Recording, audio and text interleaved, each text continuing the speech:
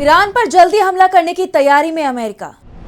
Trump के एक post ने बढ़ा दिया पश्चिम एशिया में तनाव। ईरान में खामेनी के समर्थन और विरोध में चल रहे हैं प्रदर्शन। ट्रंप की धमकी के बाद इजराइल में दिख रहा है खौफ। अमेरिका के राष्ट्रपति डोनाल्ड ट्रंप ने एक ऐसा पोस्ट किया है जिसने पूरी दुनिया को डरा दिया है।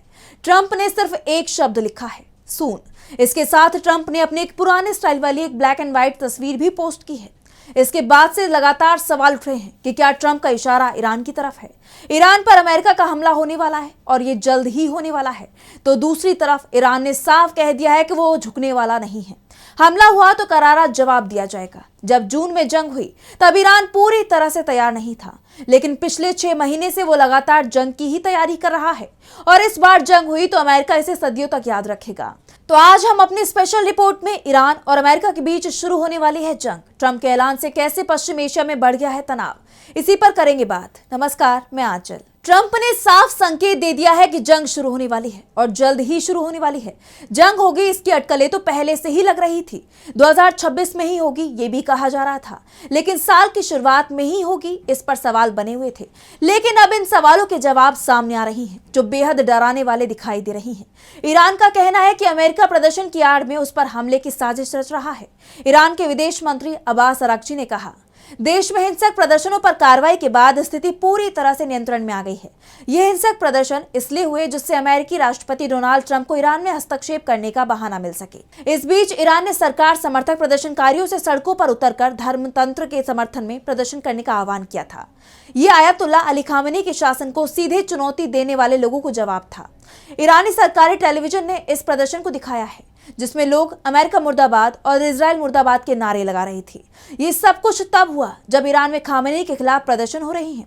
ये प्रदर्शन हिंसक हो चुके हैं। प्रदर्शनकारियों की एक मांग है कि supreme leader ayatollah Ali Khamenei सत्ता छोड़ दे और ईरान के आखिरी राजा के पुत्र रजा शाह पहलवी को सत्ता सौंप दे। अमेरिका और यूरोप के कई देश ईरान में जो प्रदर्शन चल रही हैं उसे अरब स्प्रिंग से जोड़ रही हैं।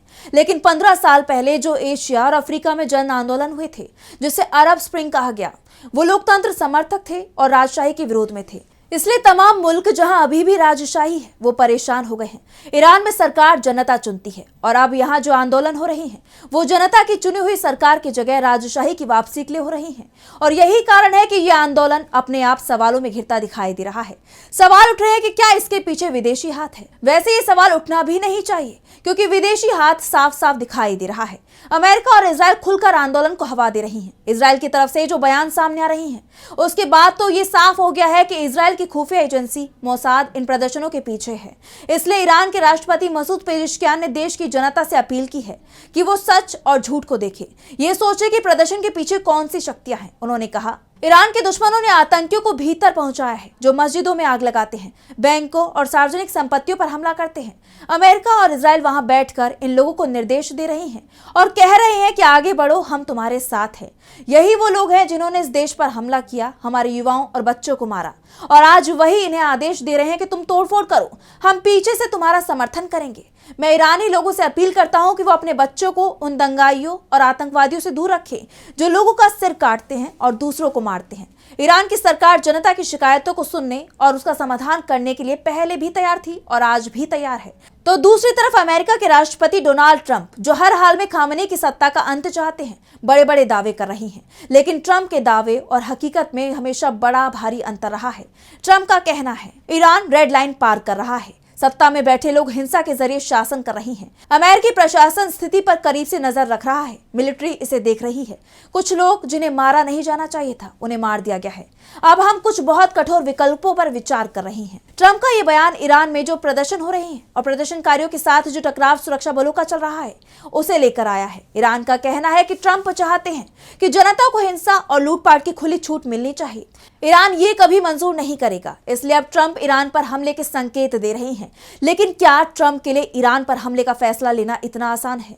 अमेरिका की खुफिया एजेंसियों ने पहले ही ट्रंप को सचेत कर दिया है, ईरान को वेनेजुएला मत समझ लेना, फंस सकते हैं।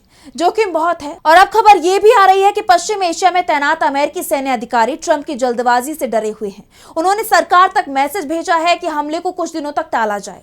टेलीग्राफ की रिपोर्ट में कहा गया है कि ईरान के आसपास के क्षेत्र में तैनात अमेरिकी कमांडरों ने अधिकारियों से कहा है कि ईरान पर हमला होगा तो वो जवाबी कार्रवाई करेगा। पहले भी ईरान ऐसा कर चुका है और अब तो ईरान की सत्ता को सीधे चुनौती दी जा रही है। ऐसे में ईरान की कार्रवाई से बचने के लिए पहले अमेरिकी सैन्य ठिकानों को मजबूत करना जरूरी है। हमें ईरानी मिसाइलों को रोकने के लिए तैयारी करनी होगी, उसके बाद ही हमला किया जाए, क्योंकि ईरान के पास आधुनिक मिसाइलें हैं। जून में हुई जंग में उसने इसका प्रदर्शन भी किया था।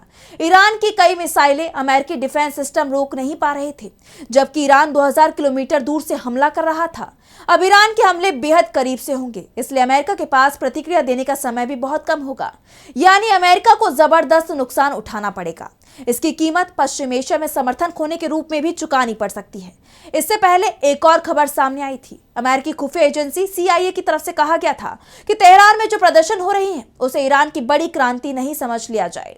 इन प्रदर्शनों के सहारे तख्तापलट का सपना अगर देखा गया तो करारी हार मिल सकती। यानी ट्रंप भले ही कह रहे हो कि जल्द ही एक्शन लिया जाएगा, लेकिन उनकी खुफिया एजेंसी और सैन्य अधिकारी ट्रंप से जल्दबाजी में कोई फैसला नहीं करने को कह रहे हैं, क्योंकि खामेनी का समर्थन ईरान में अभी भी बहुत कम नहीं हुआ है। दूसरी तरफ सबसे ज्यादा डर अगर किसी को लग रहा है तो वो इजराइल है।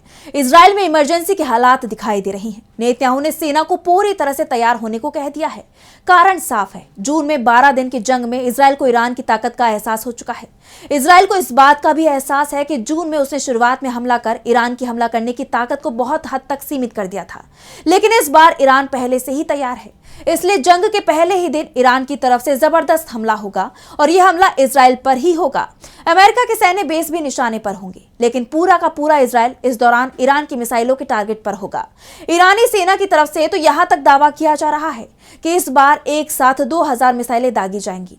ऐसे में सवाल ये उठ रहे हैं कि क्या अमेरिका और इजराइल के डिफेंस सिस्टम में इतनी ताकत है कि वो एक साथ इतनी मिसाइलों को रोक पाए, जबकि 6 महीने पहले ही ये साफ हो गया था कि अमेरिका और इजराइल मिलकर भी ईरान की आधी मिसाइलों को नहीं रोक पा रही थी, जिसके चलते इजराइल में खौफ दिखाई दे रहा है।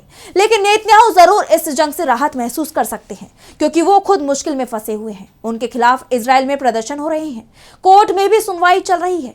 खबरें तो यहां तक आ रही हैं कि उन्होंने राष्ट्रपति के पास जो दया याचिका लगाई है, अगर उसमें राहत नहीं मिली तो उन्हें सजा भी हो सकती है। यानी नेतन्याहू का सियासी वजूद ही संकट में है और इससे बचने का सबसे अच्छा उपाय जंग ही है। इसलिए नेतन्याहू पूरे इजराइल को संकट में डालकर जंग की बात कह रही हैं। ऐसे में जंग अगर होती है तो इसका नतीजा भी लगभग वैसा ही निकल सकता है जैसा जून में हुई जंग का निकला था। इजराइल मलबे में बदल जाएगा, ईरान को भी नुकसान होगा और बाद में अमेरिका को सीजफायर के लिए मजबूर होना पड़ेगा। और यही कारण है कि ट्रंप ईरान को धमकी तो दे रहे हैं, लेकिन हमले की हिम्मत नहीं जुटा पा रही हैं।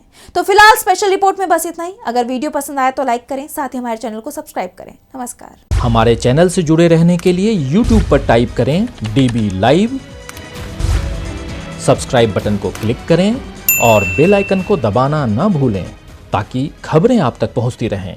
देखते रहिए DB Live, क्योंकि यहाँ हैं खबरें लगातार।